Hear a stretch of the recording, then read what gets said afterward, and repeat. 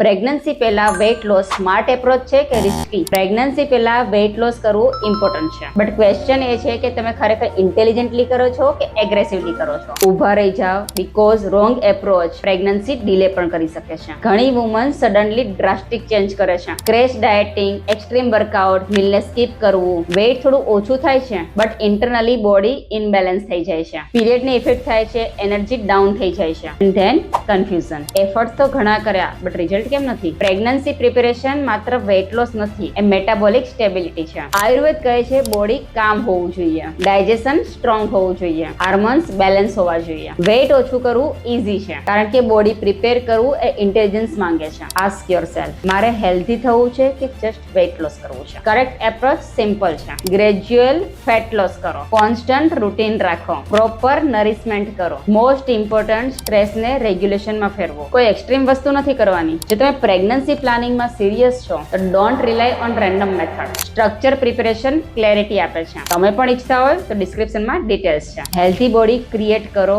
Than pregnancy naturally follow કરશે. Subscribe કરો અમારી ચેનલને કામ એન્ડ પ્રેક્ટિકલ પ્રેગ્નન્સી ગાઈડન્સ માટે.